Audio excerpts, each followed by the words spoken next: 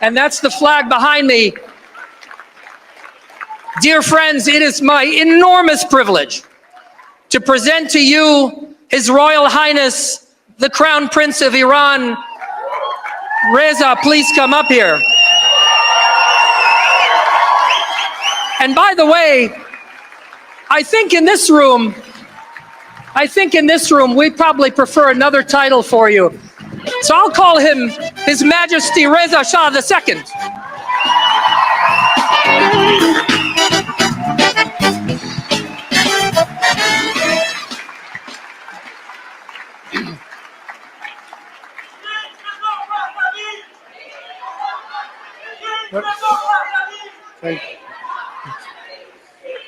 Your Excellencies, distinguished guests, ladies and gentlemen, good afternoon. I would like to begin by thanking Dr. Adelson, Mr. Carr, and their team for convening such an important conference at such an important time. Today, we are on the precipice of history, not only for our nations and our people, but for civilization. We find ourselves on this precipice in the middle of a fortnight that is crudely illustrative of exactly what is at stake. Just days removed from the second anniversary of the murder of Mahsa Amini and the slaughter of hundreds of Iranian protesters, and days from the first anniversary of October 7th and the mass murder of hundreds of Israeli civilians. These crimes, these violations of basic dignity, these insults to humanity happened hundreds of miles away from one another. The victims were from different nations, shared different faiths, and spoke different languages. Different men pulled the triggers, wielded the clubs, and plunged the knives. But the culprit in each was the Islamic Republic, and the man at its bloody helm, Ayatollah Ali Khamenei. These two terrible anniversaries in between which we find ourselves, however, are not standalone events. In the 1980s, the Islamic Republic and its proxies murdered Lebanese Jewish leader Isaac Sasson, bombed the US Embassy and Marine barracks in Beirut, and mass executed Iranians, military officers, statesmen, and Jewish leaders like Habib El-Ghanian.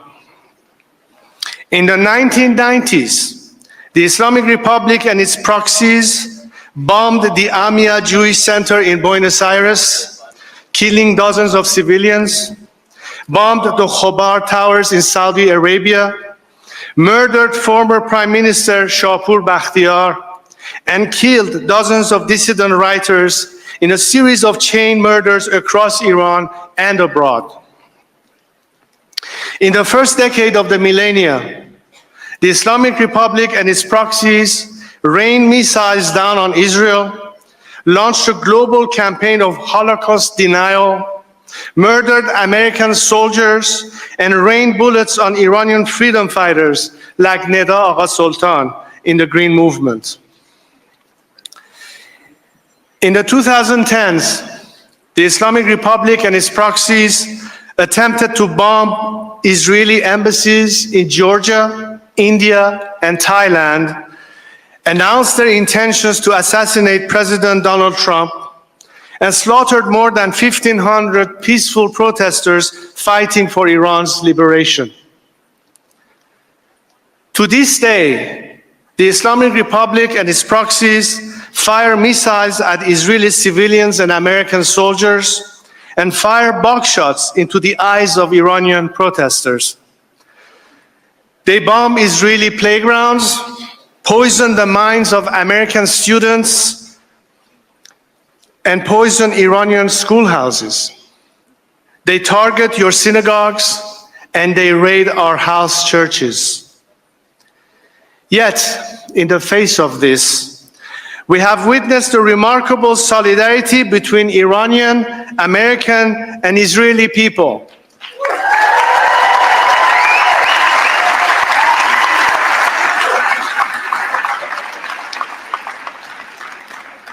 At the post-October 7th rallies in cities around the world, waving in the wind and shining in the sun, we saw the stars and stripes, the Star of David, and the Lion and Sun, the ancient and eternal Iranian flag, flying proudly side by side.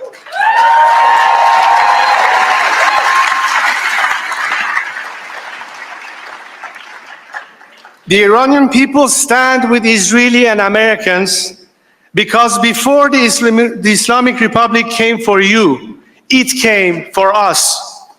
Ours is a shared experience. We know your struggle.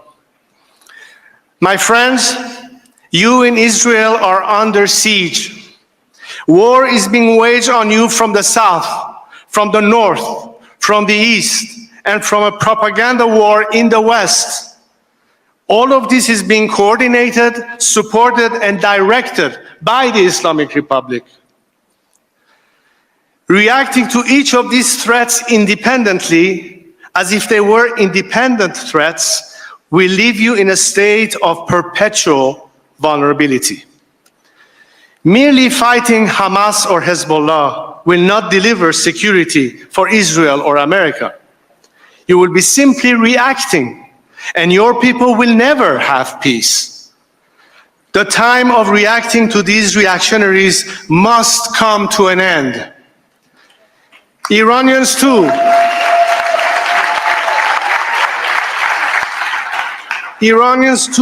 tried to deal with this regime.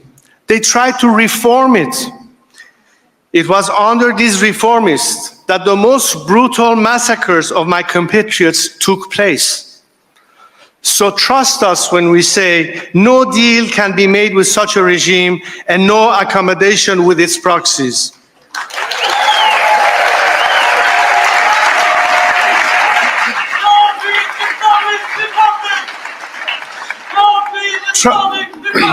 Trust us when we say that a regime that imports Hezbollah terrorists to murder its own citizens will never ever give up its jihad against you.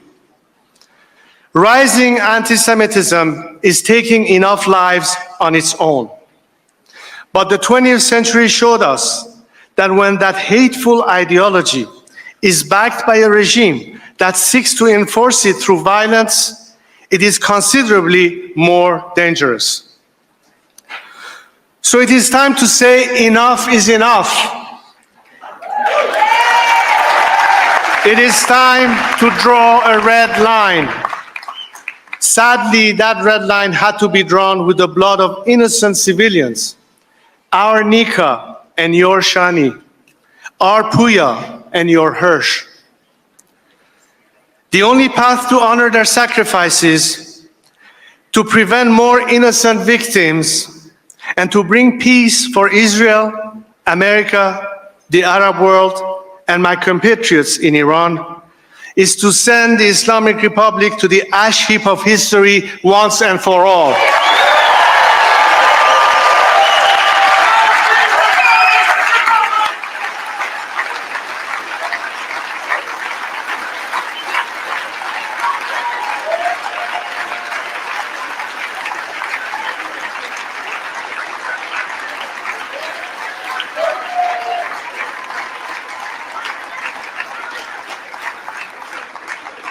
But how? My friends, in the past year, Iranians and Israelis have stood in solidarity. But solidarity is no longer sufficient. Now it is time to do more than stand side by side. It is time to act hand in hand.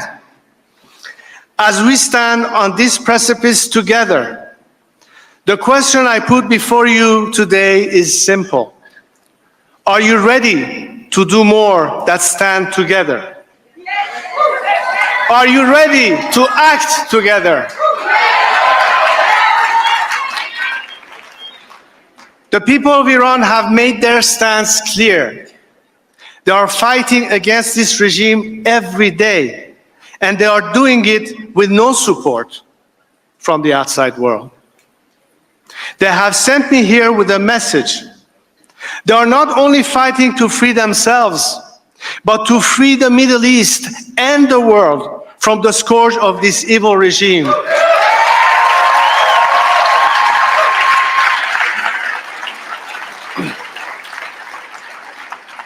As they fight this fight against the Islamic Republic for all of us, do not leave them to fight alone.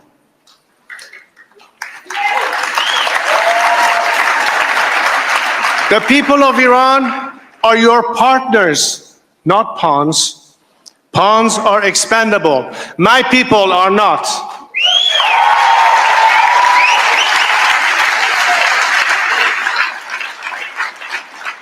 What we need in this partnership is beyond photo ops, rallies, and social media posts. What we need is a collaborative, coordinated campaign. We need to reinstate maximum pressure on the Islamic Republic. We need to offer maximum support to the people of Iran. And we need to facilitate maximum defections from the regime so that we can peacefully transition from this criminal dictatorship to the secular democracy the Iranian people are fighting for.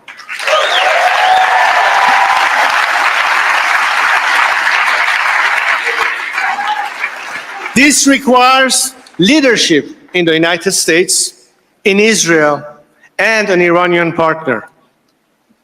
Ladies and gentlemen, I am here to offer that partnership and extend a hand as a partner in peace.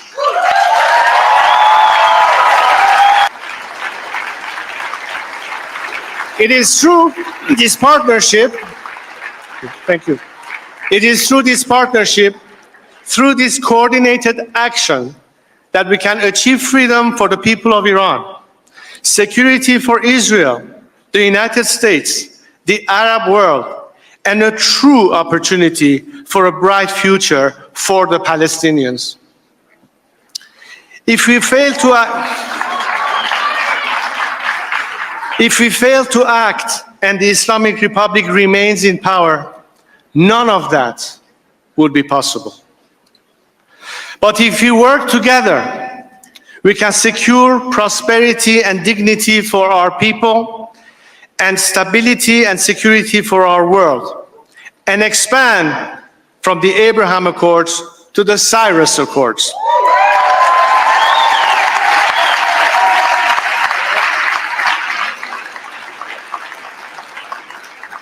As we stand on the precipice of history, we do so united in our values and our vision. But now it is time to act. And when the lion and the sun rise again, the world will see a new dawn of peace. Thank you so much.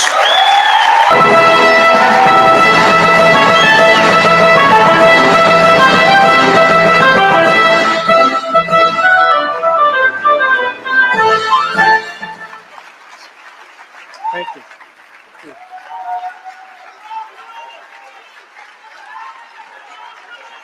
Please welcome entrepreneur, content creator,